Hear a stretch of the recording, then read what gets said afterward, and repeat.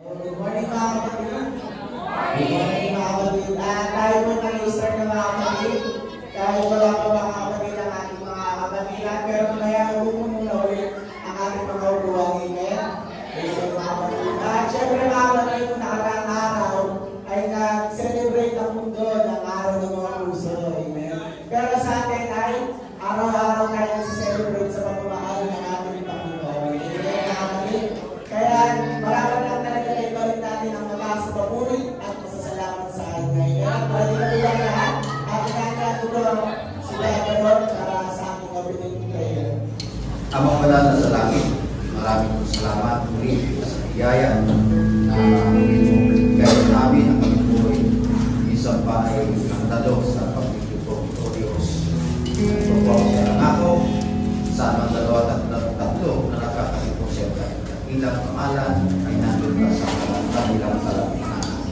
Kaya inasan po namin Panginoon, pasensya, ang iyong kalawatiran, pangyarihan sa aming kalapinaan, ang aming salama, at sa aming pagpapatuloy o Diyos ay ipagpatawad mo ang aming mga kasalanan, ang aming Panginoon ay patawad na mabigay ng paranambahan sa iyo sa araw nito. Dalangin rin po namin Panginoon ang mga kapatid na kasalukuyan papunta ito inanatapos sa Diyos. At o Diyos muli, ito po ang siyang bumabay sa bawat bahagi ng aming minamna upang ikaw ay pumurihan sa pahit. Simula po sa mga awit, minsan Panginoon sa tao na tayo sa aming harapan. Makapadalin mo siya Panginoon, lagisan mo siya, siya magdadala ng iyong banal na salita. Hanggang sa pagtatapos Panginoon, ay inasan po namin ang iyong pagbabay. So ang aming samot na langin sa pangalan ng Kristo, aming pagpapagdasa. Amen. Good morning. So mga kapatid, naniniwala ba kayo na bawat umaga ay ang biyaya ng Panginoon ay sumasaya sa bawat isa? Amen. Praise the Lord. So dapat lamang sa umaga nito, ibalik natin ang pasasalamat sa ating Diyos sa buhay. Amen. So samahan po kami sa pagtutuni at pag-aawit sa Panginoon. Praise the Lord.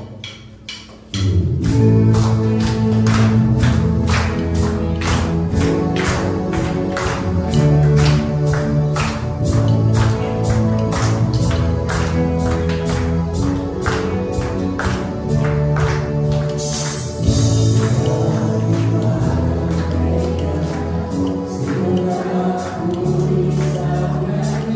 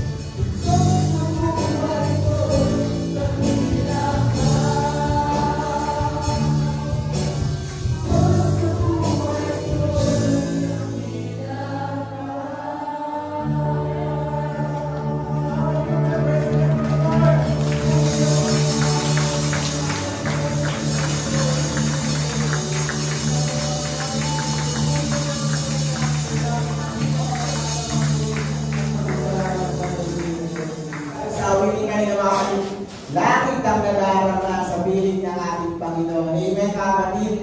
Amen. Talagang ang pahinga natin ay sa ating Panginoon lang. At syempre, ulit muli, good morning muli sa ating lahat, mga kapatid.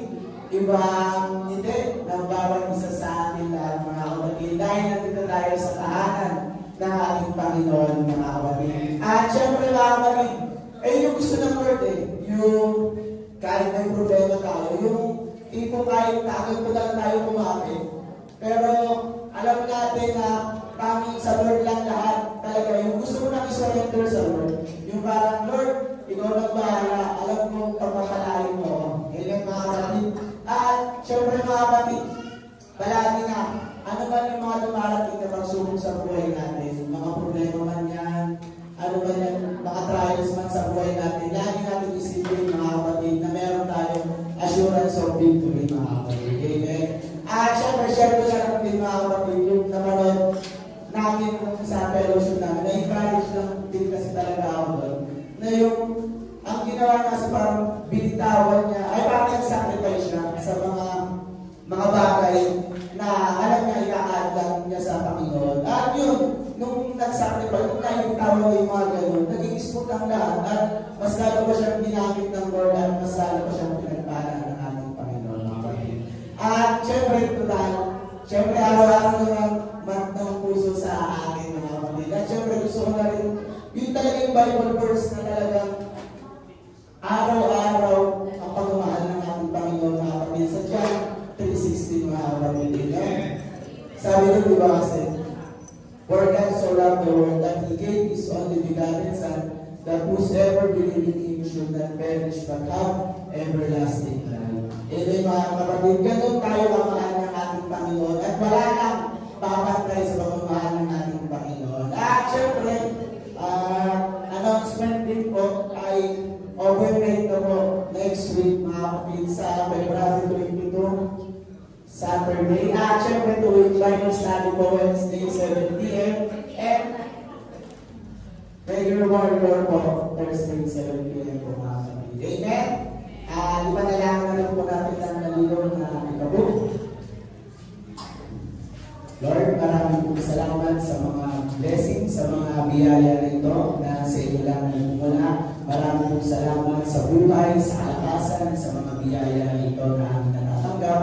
At Lord, gabayan niyo po kami, Lord God, sa paggamit na ito. Gabayan niyo po kami, Lord God, sa paggamit ng mga handog at ikapuna ito sa mas lalo pong ikakalwalhati at lalo pa pong ikaalagaran ng inyong mga salita. At palagi na Lord, ay turuan mo po kami Lord na magbigay na nandun ang tamang puso at isip, Panginoon, kasiyahan sa puso at isipan ng pagbibigay ng mga blessings na sa iyo lang talaga na nagmumula Lord. Maraming po salamat sa mga biyaya na ito kaya sa iyo lang po talaga Lord ang pinakamataas, maburi at masasalamat. In Jesus' name, Amen. At yun po, sa amin po sa pagtatagal ay hinahinggan ko po si Brother Dom para sa salita ng ating Panginoon. Pagka papalakpak tayo sa Panginoon, full of energy. Bakit? Pinapalakpakan natin yung Diyos ng mga Diyos, ari ng mga hari. Amen. Minsan na pag nakakita tayo ng magaling, nakakahiyaw mo pa eh. Diba? Diba ganyan pa. Pag nakita mong nag-perform ang Bini, at saka nag-perform ang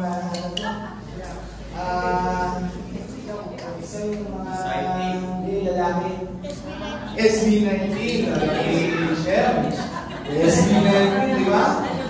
Pero kasamang hiyawan.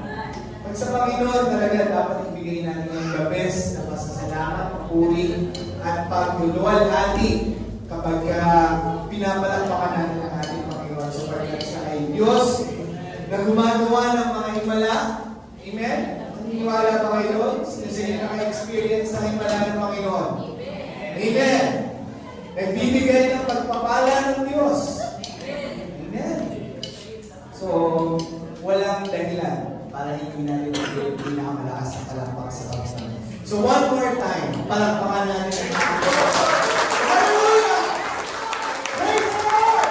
Lord Jesus! Lord God, hinihiling po tayong lahat ng tumayo ngayong umaga. Sa pagsisimula ng ating pakikinig, hilingin natin ang presensya ng Panginoon at paggabay ng ating Diyos. Dakilang Diyos, mapagpalang Ama, kami po ay muli narito sa iyong pahanan upang makinig ng iyong mga salita. Lord, ikaw na po ang siyang kumilos sa bawat puso at isipan ng mga naririto, Panginoon.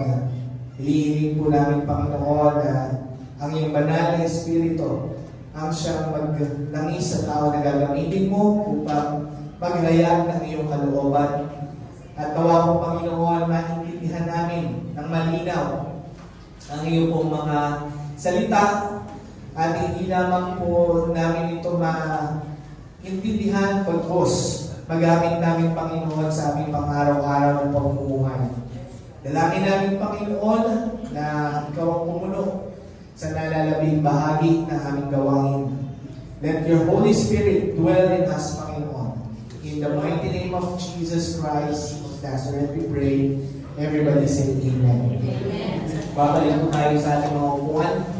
And since maraming tao ang nag-celebrate ng Valentine's Day, tayo mga Kristiyano, we do not celebrate Valentine's Day kasi yung practice na ito ay pagan practice. But we celebrate yung love ng Diyos sa ating mga buhay. Amen? At ang maganda naman din alalahanin yung pagmamahal ng ating mga magulang, ng ating mga kapatid, ng ating mga mahal sa buhay. Amen? At hindi hindi masama na i-appreciate yung kanilang pagmamahal. At higit sa lahat, i-appreciate yung pagmamahal ng Diyos sa ating mga buhay. So, kailangan malinaw yung purpose kung bakit tayo ay umaalala sa araw ng mga puso.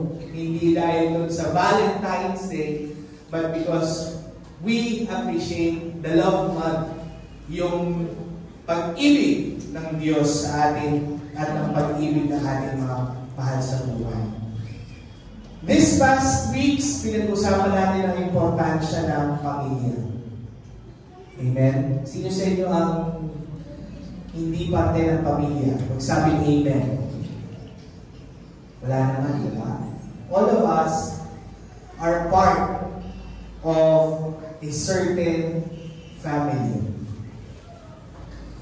Kung ikaw ay umila at wala ka ng pamilya at mag-isa ka na lang sa buhay, baka mayroong ulila na, mag-isa na lang sa buhay, walang kapatid, walang magulang, siya na lang mag-isa. Nagsabi ni amen. Wala. Kasi kung meron, sasabihin ko pa rin na you are still part of a family. Kung ikaw ay narito. You are part of NLAC's family. You are part of God's family. So, hindi pa rin dahilan para ma-feel natin na tayo ay mag-isa or tayo ay walang pamilya. So, sa ating mga pamilya, masasabi ba natin that we are God's or the Gospel's ambassador?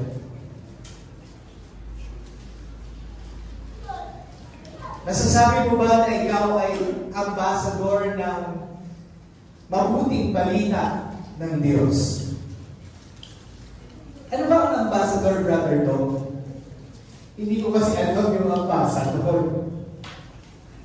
Pag sinabi natin ambassador, mga kapatid, ikaw ang nagre-represent ng isang grupo or ng isang bagay. At sa isang ambassador ay malaki ang impluensya ng isang ambassador sa kapakanan ng kanyang nire-represent. Sa isang bansa, each countries, meron po silang kanya-kanyang ambassador. So, kung tayo ay mangingibang bansa, mag-OFW, halimbawa pumunta tayo ng Saudi Arabia, kasi maraming nagsa-Saudi mga kababayan natin. Makikita natin sa balita na minsan may mga nagkakaproblema na mga OFW doon sa bansa na pinuntahan nila. Amen? At yung bansa na pinuntahan nila, kung meron man na tatakbuhan ang mga OFW, ay pupunti sila sa Philippine Embassy. At yung Philippine Embassy, nandoon yung ambassador ng Pilipinas. At yung ambassador na yon ang makikipag-negotiate sa bansa ng Saudi Arabia patungkol sa problema nung Pilipino na ng ibang bayan. Now, aside from being ambassador, mga kapatid, or yung pagiging ambassador, yung meaning na ambassador, ang mga ambassadors influences yung decision ng certain organization.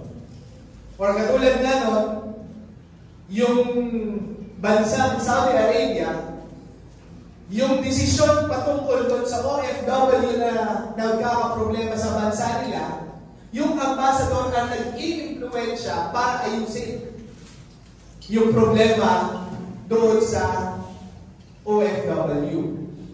Isang parte lang yon ng function ng ambassador. Kapag na mayroong issue patungkol sa bansa, patungkol sa ekonomiya, patungkol sa mga batas na pinapatupad nila sa isa't isa, yung ambassador din ang nagre-representa ng kanilang bansa patungkol sa ibang bansa. Now, tayo mga Kristiyano, mga kapatid, we are called to be ambassadors of Christ. Can you say amen? Amen. So we represent Jesus Christ. And sabi ng ating pastor first Sunday, that God designed family. Yung konsepto ng pamilya, Diyos ang nagbuo nun. Kaya importante sa Diyos, pinaliwanag ng ating pastor, importante sa Diyos na yung pamilya na kanyang binuo ay manatili doon sa disenyo na ninanais ng Diyos. At yung disenyo na yun, mga kapatid, pinaliwanag rin ni Elder Galo na ito ay may purpose hindi lang doon sa current na henerasyon, kundi sa mga susunod pang henerasyon. Sapagkat ang disenyo ng Diyos ay isubdue ng tao, ang mundo, ng mga sumasamba sa Diyos.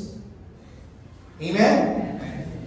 Ngayon, after na ma-establish sa atin yung importansya ng disenyo ng Diyos patungkol sa pamilya, diniscuss naman ni Brother Eugene na mangyayari yon kung ang isang pamilya ay deeply rooted sa Diyos.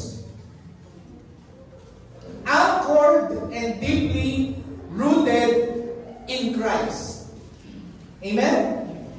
So last week, diniscuss yun ni Brother Eugene. Ngayon mga kapatid, alam na natin kung ano yung purpose. Naiintindihan mo na kung ano yung disenyo ng Diyos sa pamilya.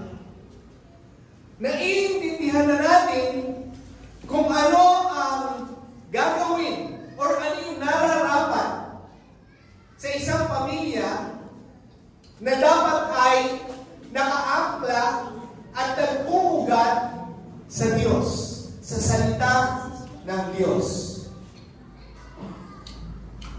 Ngayong umaga mga kapatid ay pag-uusapan naman natin matapos natin maunawaan yung purpose, yung way, ano naman yung magiging role natin bilang isang pamilya. At yung role na yun mga kapatid ngayong umaga, sinasabi ko sa inyo that we are the ambassadors of Christ. Our family are the ambassador of the gospel of Jesus. Sino sa inyo nakakilala sa Kingdom Nation? Diba? Yung Kingdom Nation, sila yung mga membro ng anong tawag doon? Hindi ko maalala yung full name nila. Pero yung pastor nila, si Pastor Kibuloy. So, naaalala niyo ba si Pastor Kibuloy?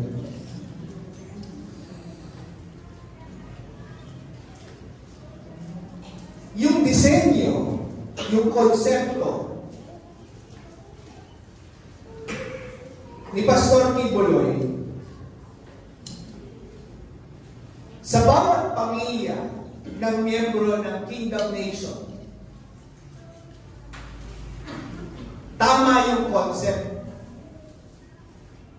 na sila ay nagre-representa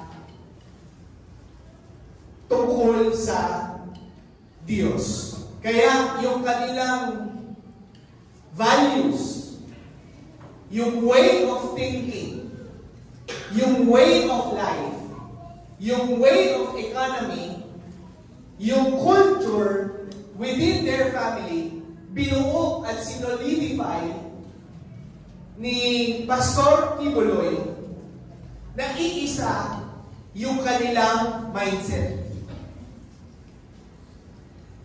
Na sila ay miyembro ng Kingdom Nation.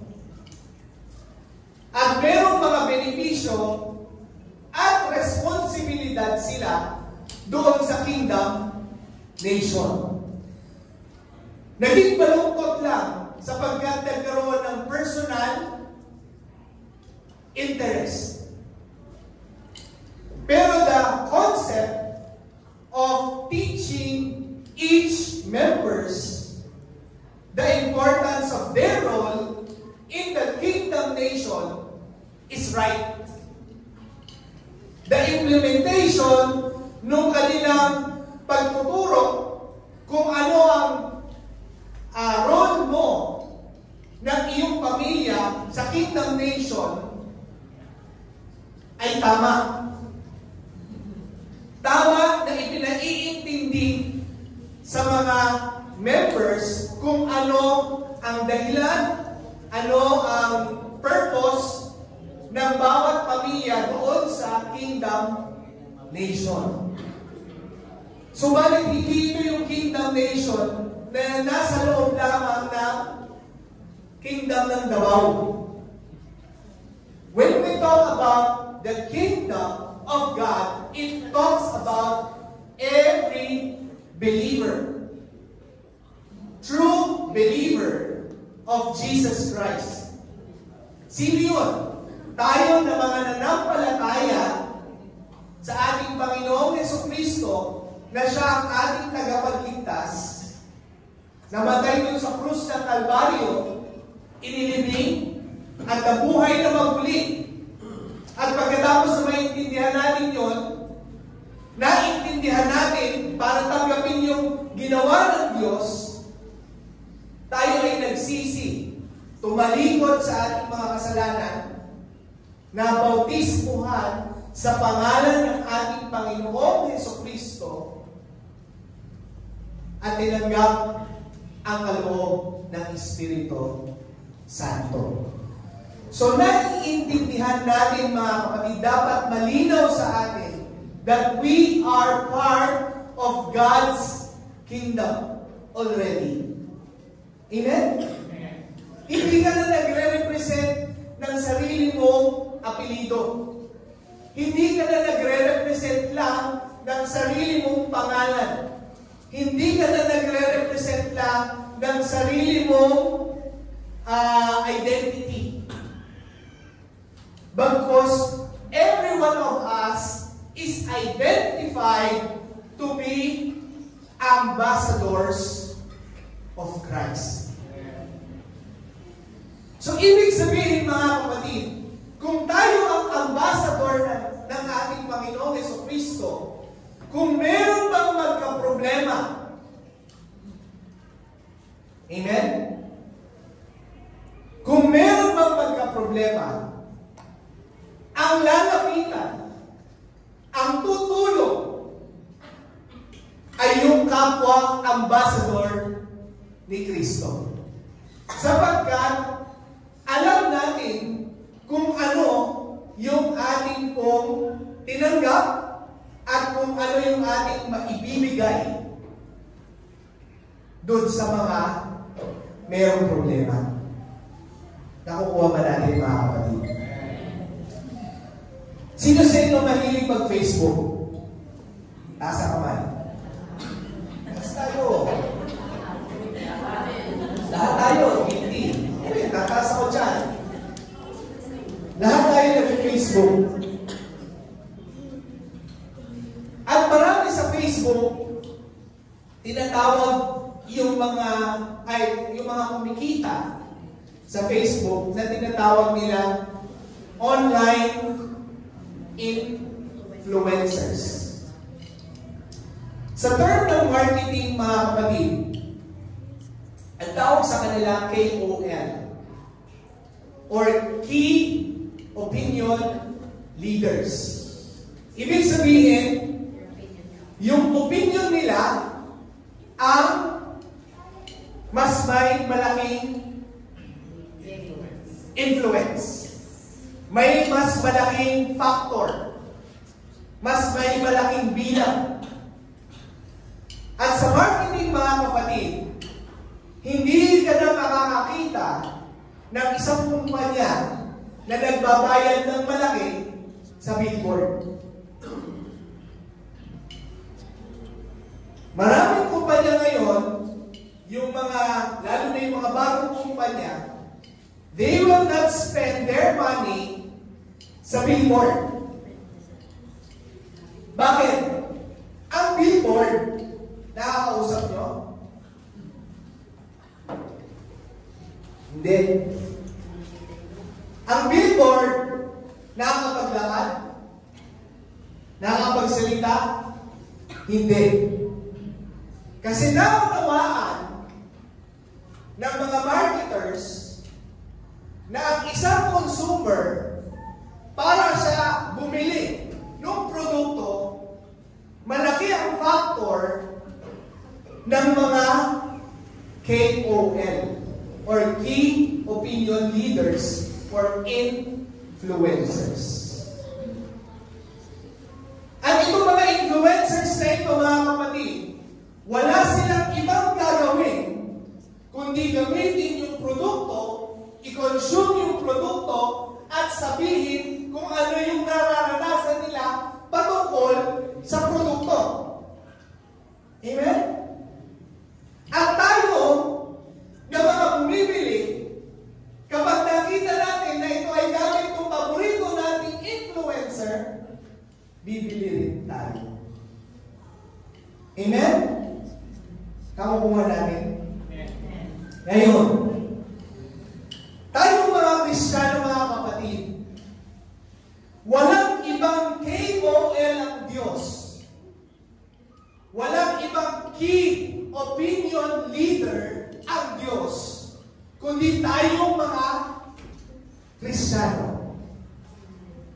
Walang Key Opinion ang ating Panginoong Diyos sa mundong ito, kundi tayong mga Kristiyano, ang bawat pamilya natin. Ang behavior ng isang Key Opinion Leader, mga kapatid, araw-araw pinapakita niya kung ano yung lifestyle niya. Amen? The more na mas raw, ang tawag doon, mas natural, yung pinapakita niya sa Facebook na buhay niya, kaya makikita niyo yung walk up like this, kung ano yung talaga yung suot niya, ano yung buhay niya, ano yung ginagawa niya, yan ang sinusundan ng tao. Amen? Sapagkat dyan nakaka-relate yung consumers. Tayo. Naiintindihan natin yung normal na nangyayari sa mundo. At pinapakita niya ano yung benepisyo ng isang produkto na ginagamit niya sa normal na pang-araw-araw na buhay. Tama? So, tayo mga Kristiyano, mga kapatid, being the ambassador of Christ, mga kapatid, we are being commanded by God, or we have the product that many consumers don't know. Sasabihin, para na makarelate kayo mga kapatid, tatawagin natin silang consumers. That many consumers or many people, hindi nila alam. Hindi nila alam ang benepisyo, ang salita ng Diyos sa buhay natin sa araw-araw. Open your Bible in Matthew 5:16. Ang sabi doon, let your light shine before others, that they may see your good deeds, and glorify your Father in heaven. Yun ang purpose ng KOL, mga kapatid. In our current settings, mga kapatid, we need to live out the gospel in our lives. Amen?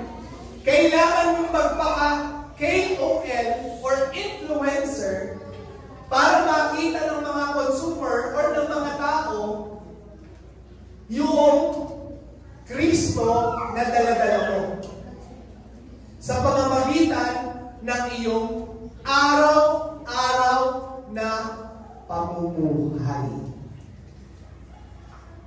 Nakaka-relate ba kayo mga kapatid?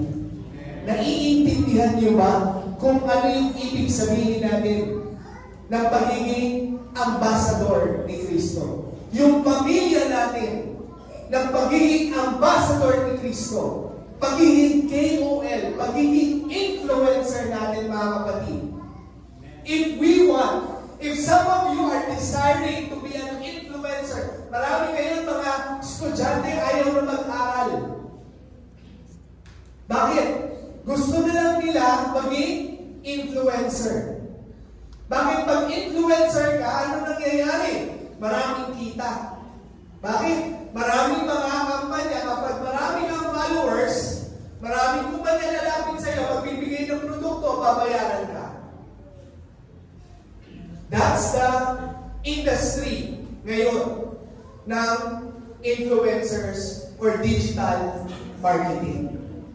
Now mga kapatid, if these people believes in the product, they will not hesitate to do anything in their power to convince their audience about the product.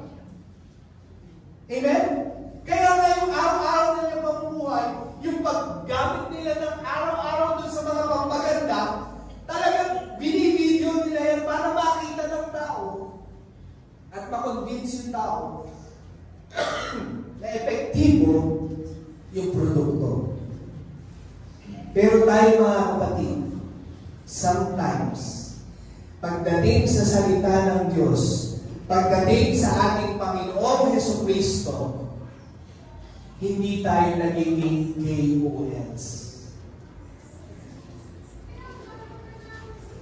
Yung time na magbibigay ka ng opinion about God, nahihiya ka. Sa pamilya mo, yung time na magsasalita ka about your faith, you don't want to speak. We don't want to speak. Ayaw natin magsalita pagpatungkol sa salita ng Diyos. Pero pagpatungkol doon sa pagpaganda, todo bigay. G na G, tayong mga Kristiyano. Hello? Yung mga pampapayat, G na G, bakit mo lang yan? Kainin mo lang to. Okay na okay yan. Pero mga kapatid, pagka hiningi yung opinion mo, kailangan mo magbigay ng opinion patungkol sa salita ng Diyos, parang hindi ka G na G. Hello?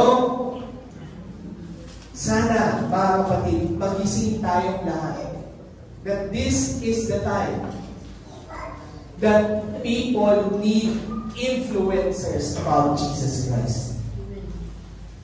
Amen? Kailangan natin na maintindihan ito, mga kapatid, that our family is an influencer of Christ. So kung mag-isa pa lang tayo, mga kapatid, sa pamilya, simulan natin na maging KOL ng Diyos sa loob ng ating tahanan. At kapag ka ang ating buong tahanan na, buong bahay na natin, ay naging KOL ng Diyos, then sa labas, paglabas mo sa school, maging KOL ka sa kaklase mo about Jesus.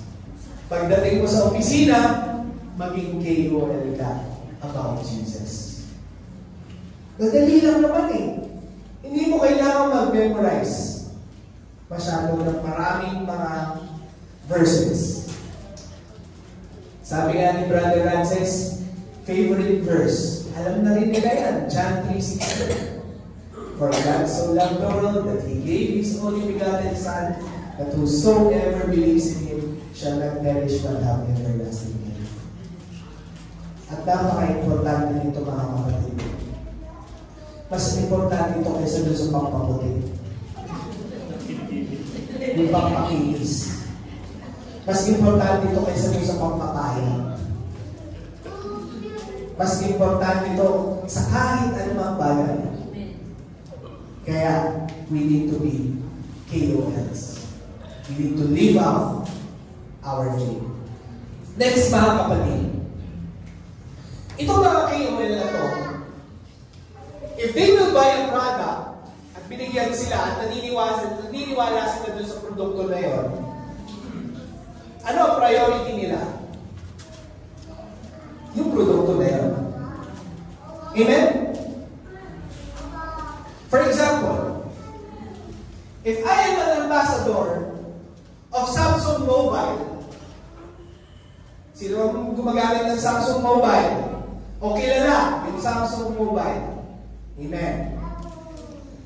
So kung ang isang influencer ng Samsung Mobile, kinuha siya bilang influencer ng Samsung, ang priority niya na bilhin Samsung.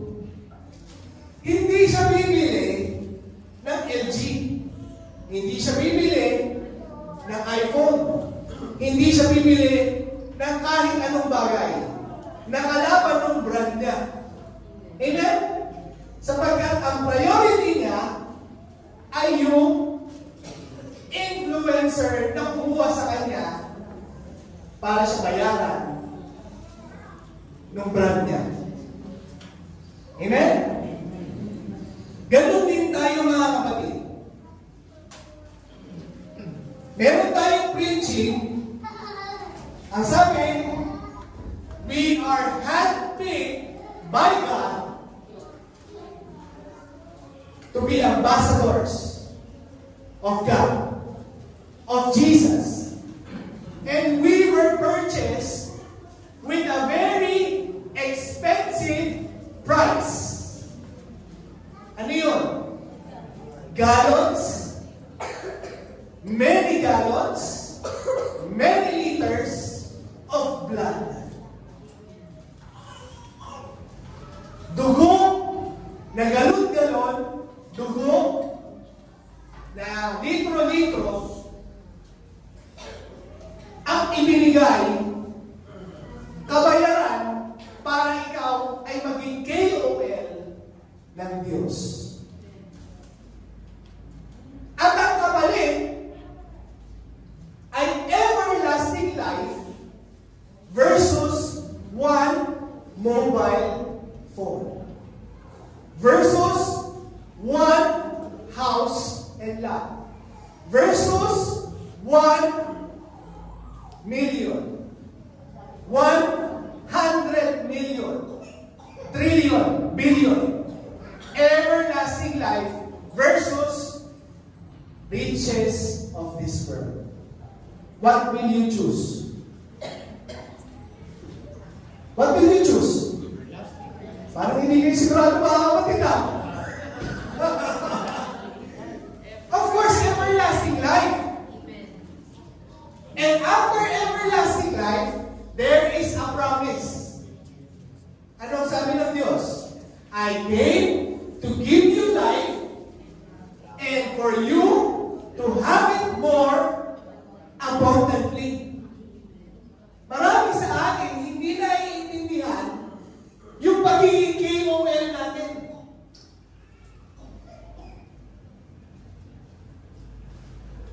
Kinuha tayo ng Diyos para ipakilala siya, para magbigay at mag-offer ng buhay na walang hanggan at ang buong kasaganaan ng buhay. Amen? Minsan, nandun lang tayo nakatingin sa buong kasaganaan ng buhay. Nakakalimutan natin yung buhay na walang hanggan. Kaya pagdating doon sa priority, nakakalimutan natin ipakilala at i-prioritize yung brand natin. That we are Jesus Ambassador. Palakpakan natin natin Panginoon.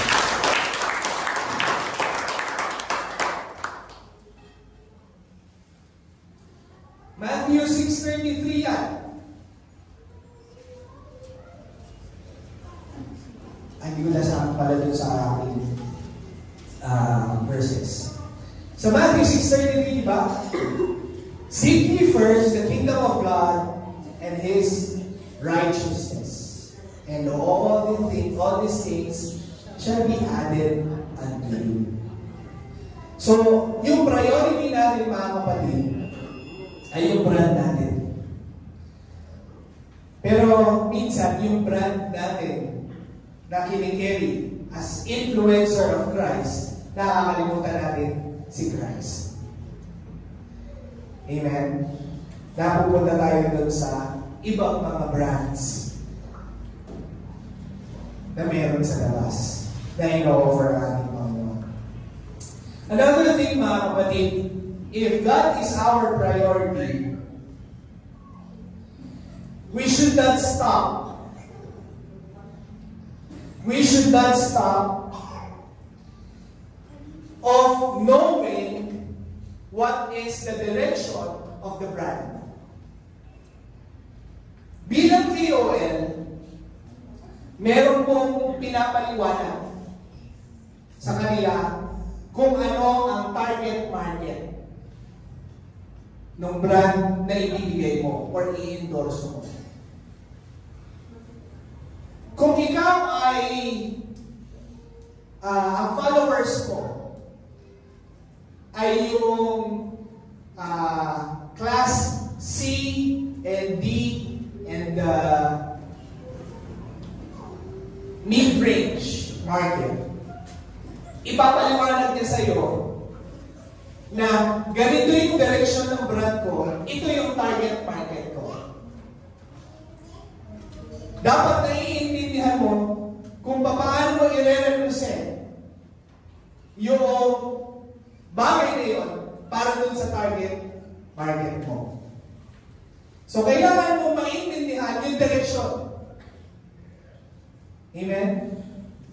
Now, bilang ambassadors ng Diyos, key influencers ng ating Panginoong Jesucristo, you need to understand what is God's direction. Sino ba yung target market ng Diyos?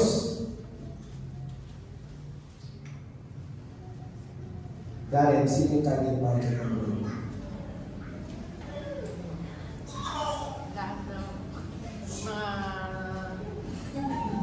Lahat po. Lahat. Amen. So, ibig sabihin, A, B, C, D, E. Kung meron ng F, G, yan ang target market ng Diyos. So, ibig sabihin, all.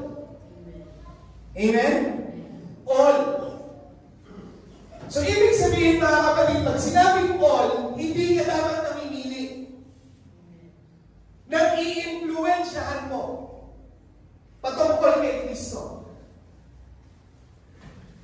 Nagigets natin? Minsan mga kapatid, maraming mga churches,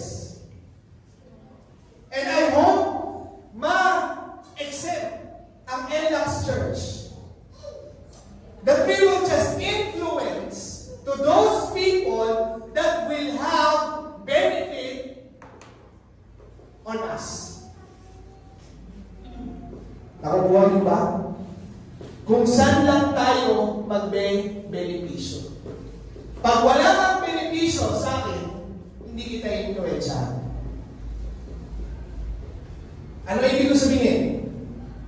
Ang direksyon, halimbawa, ng brand, Class A na market. Kung ako KOL, ibig sabihin, hindi ko i-influensyahan yung mga Class B, Class C, Class D. Wala akong pakidon. Ang target ko kasi, yung Class A. Bakit? Yun yung may benepisyo ko dun sa brand na kumuha sa akin. Nakukuha nyo? So, ganoon ang ating Panginoon.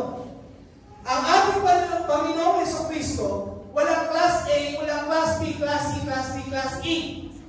Ibig sabihin, kahit sino, dapat ini-influensyahan mo. Amen? Minsan, mga kapatid, tayong mga Kristiyano, malayunawa, na ini-influensyahan natin yung merong benepisyo sa atin. Ito, pagkain ko, tumanggap, naging brother and sister ko to, okay. Close na kami. Hindi na tumakatanggi sa akin. Minsan naman, malayo rin naman, na ang pagtingin naman natin, hindi benepisyo natin. Ang pagtingin ay hindi ko ito ka-level. Ay, manager ako eh. Hindi ako mag-i-influence dito sa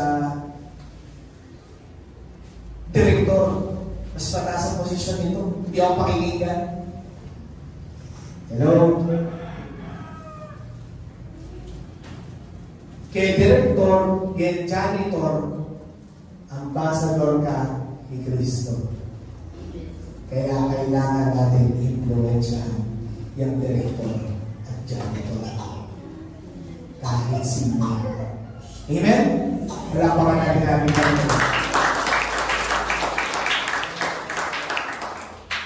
In 1 Thessalonians 5:16-18, rejoice always, pray without ceasing, give thanks in all circumstances, for this is the will of God in Christ Jesus for you. Praying is one of our priority, mga kapatid. As KOL, pray without ceasing, giving thanks in all circumstances. And as sabi sa Matthew 18:20, where 2 or 3 gather in my name, there am I with them. We are more than 3, mga kapatid. Sa pamilya nyo, possible, ikaw lang mag-isa. Pero when you gather them, in God's name, God will be with you. Another thing, mga kapatid, Hebrews 13:16. Ang sabi doon, do not forget to do good and to share with others, for which such sacrifices God is pleased. Each of you, 1 Peter 4:10, each of you should use whatever gift you have received to serve others as faithful stewards of God. Ibig sabihin, mga kapatid, bilang KOL, marami kang talent. At yung talent na yung gagamitin mo para ma-influensyahan at mag-benefit yung iba. Amen? So yung servisyo natin sa Diyos, magagamit natin yung pagiging ambassador ng KOL ng ating Panginoon sa pamamagitan ng ating mga talento. Kaya may mga KOL na magaling magpatawa.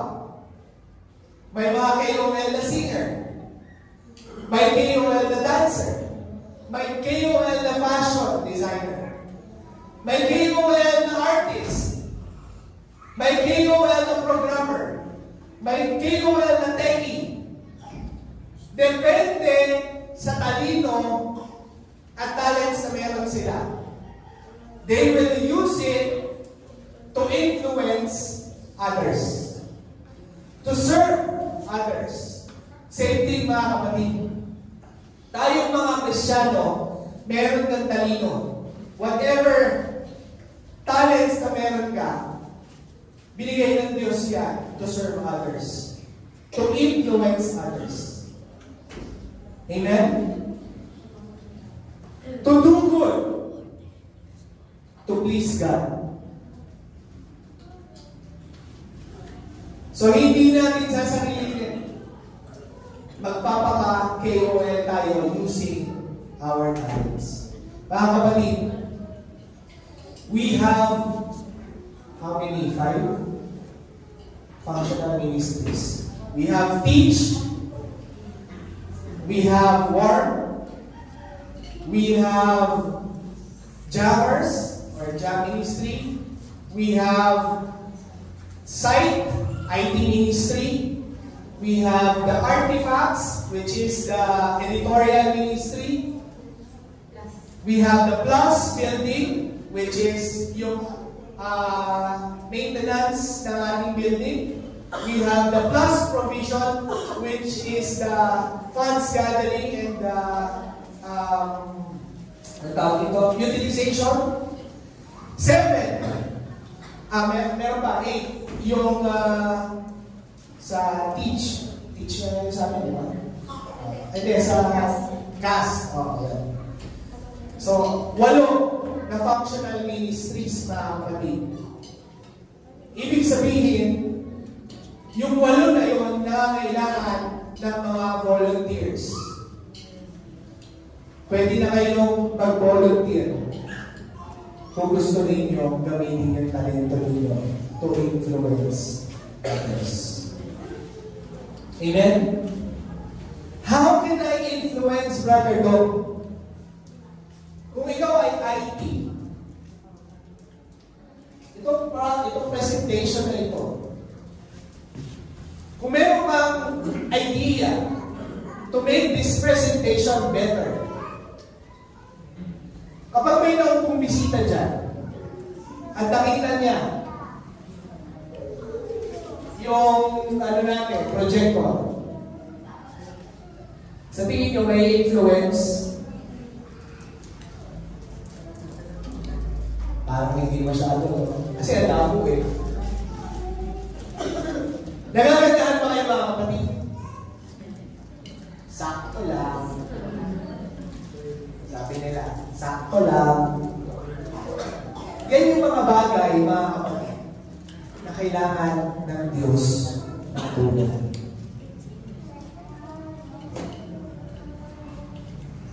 Kailangan ng Diyos ng tulong. Ng volunteers. I-rephrase ko. Hindi kailangan ng Diyos ng tulong. Kasi kaya niya kumilos ng kanya. Diyos nga siya. Ang ibig ko sabihin, to influence others, God needs representatives. Kaya yun, mga kapatid. Tayo yun. Tayo yun.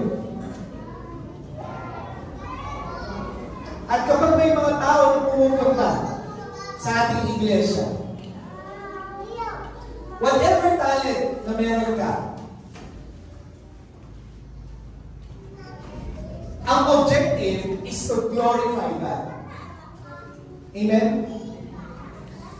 So kung yung isang member or isang consumer, balik tayo sa marketing, pagpunta na dito sa church, lahat tayo na mga influencers, naramdaman niya, nakita niya, through our talents, na-glorify ang Diyos. Babalik siya? Yes. Bakit? Kasi naramdaman niya eh. Nakita niya. Meron siyang experiential thing na nakita. Kung bakit siya babalik. So yung talent mo of smiling, sino yung mayroong mga magagandang ito? Walang sayang na talento. Yung galing mo sa pagbati ng good morning, talent yun.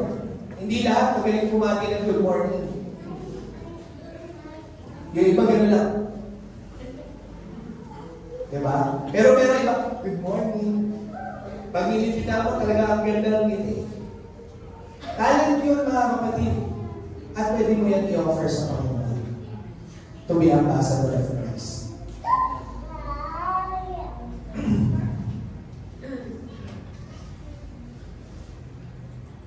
Lastly, mga kapatid,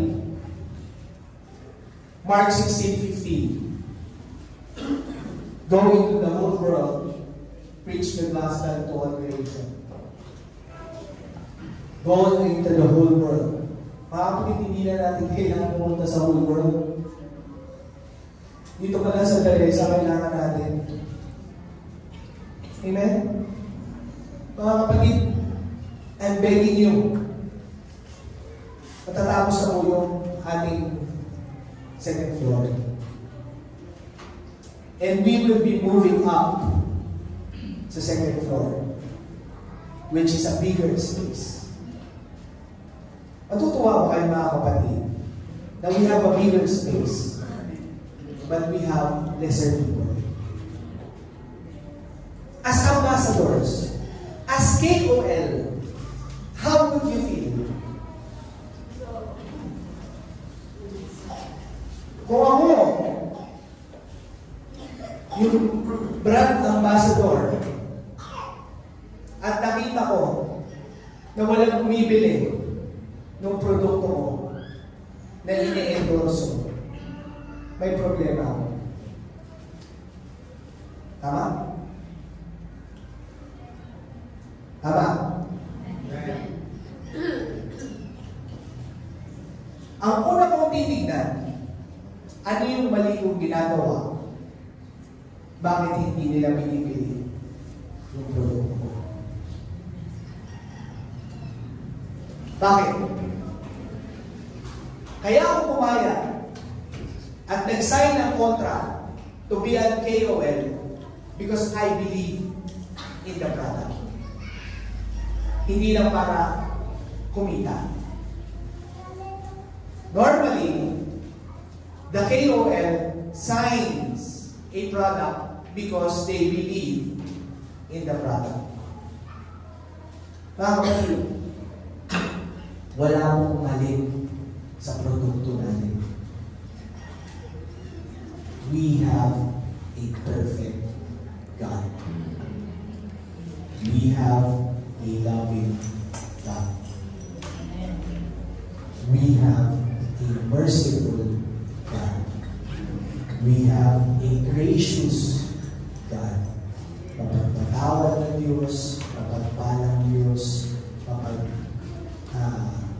lahat ng beautiful aspects na meron kang naisip nasa aspeto ng Diyos. You have a very, very, very, very convincing product.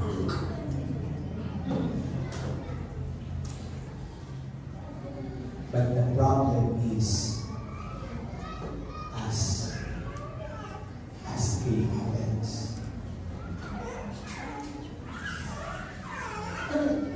Kahit na meron tayong napakagandang produkto,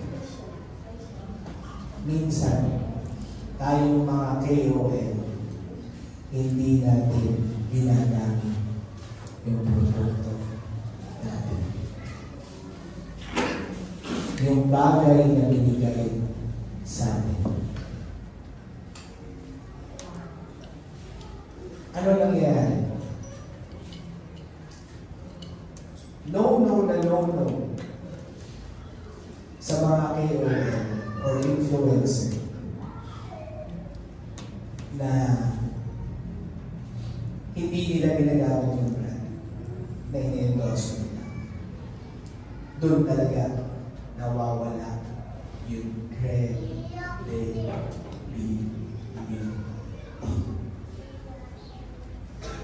Credibility.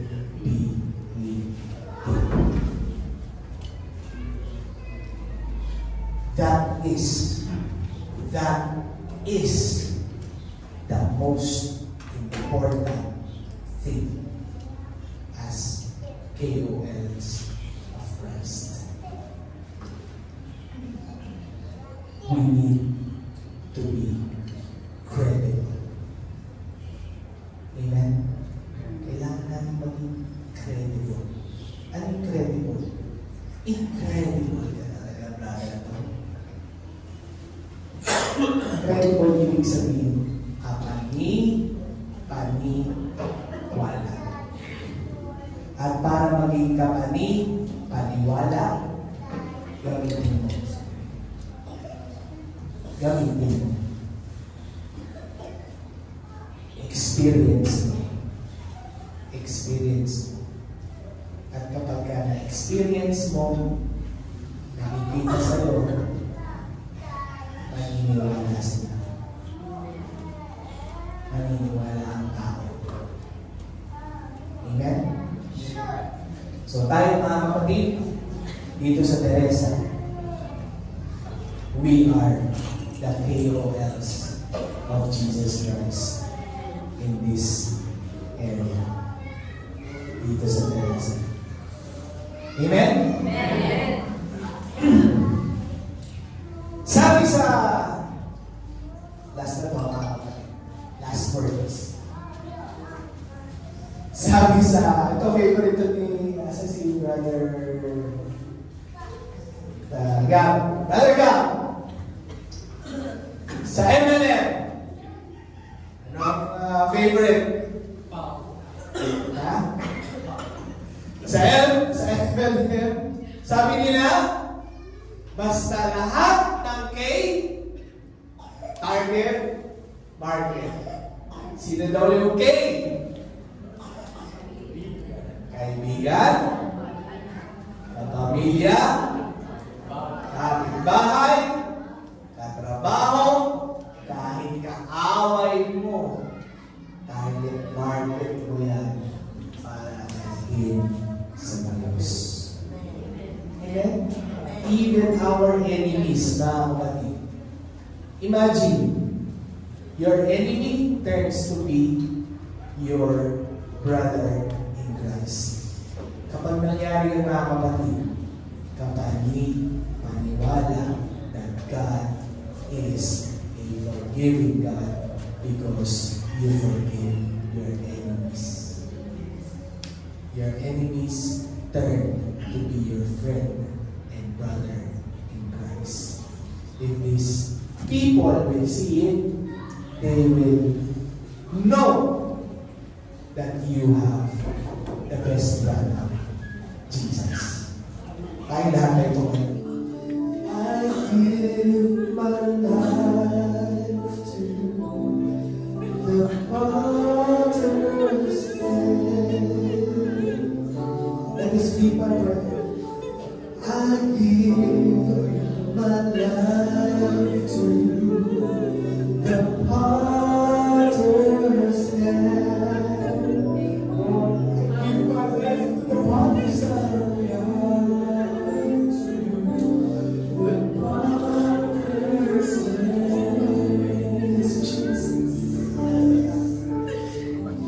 I just want to read with you sa 1 Corinthians chapter 14. And sabi dito, pursue love and earnestly desire the spiritual gifts, especially that you may prophesy. For one who speaks in tongue speaks not to men, but to God. For no one understands him, but he utters mysteries in the Spirit. On the other hand, the one who prophesies speaks to the people for their upbuilding and encouragement and consolation. The one who speaks in tongue builds up himself, but the one who prophesies builds up the church.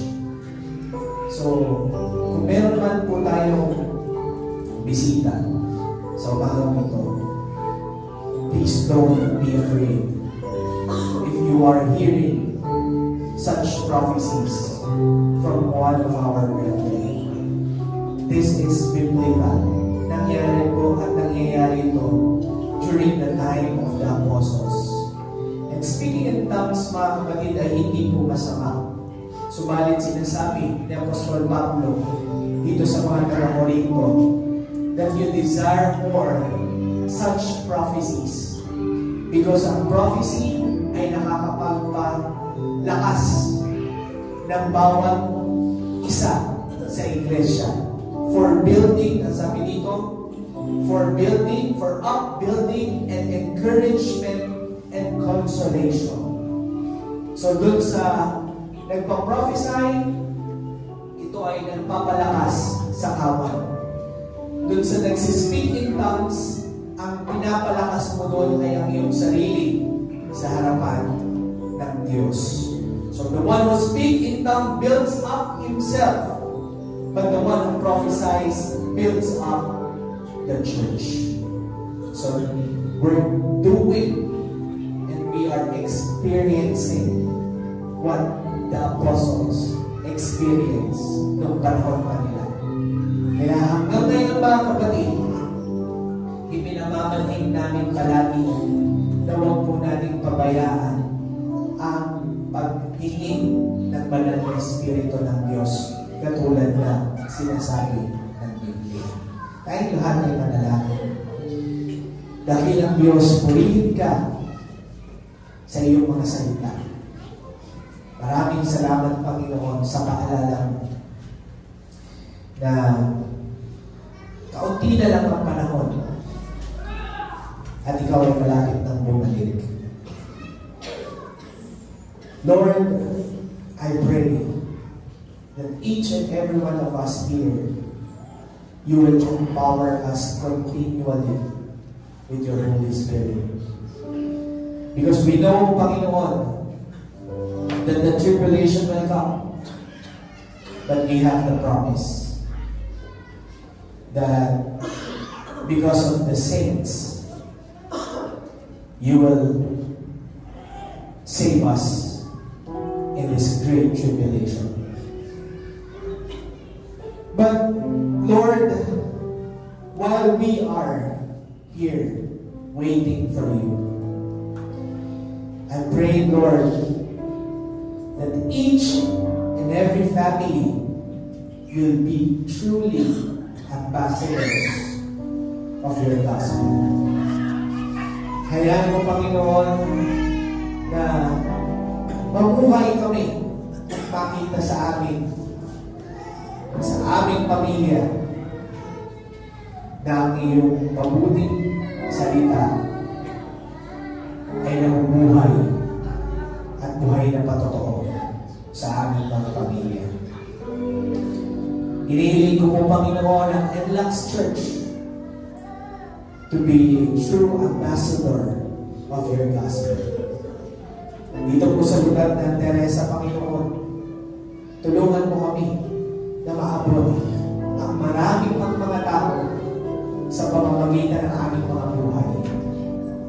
Maikwento ka namin, maihayag ka namin, maipakita ka namin sa lahat ng aming pong mga nakakasalamuhan. O walang saysay, Panginoon, ang iyong pagpapalang building kung ang laman ay iilan. Kaya ilagay mo po sa aming mga puso, sa aming mga damdamin, ang responsibilidad. Isang maligayang pasanin na ihalin ka sa lugar ng Teresa. Ito po, Panginoon, aming hinihiling. Inatap mo bawat isa sa aming pag-ibig. In the mighty name of Jesus Christ of Nazareth, we pray. Everybody say Amen. Nagkabay po natin ang blessing ng Panginoon. Katapos na pusan, paalam ng mga kapatid, ang pagkikipisan ng banal na Espiritu ay sumahin niyo palagi. Pagpalain ang inyong mga pamilya, ang inyong mga negosyo, ang inyong mga hanap buhay, at ibalik kayo na bigbig ang pananagumpay. You're dismissed in Jesus' name. God bless you.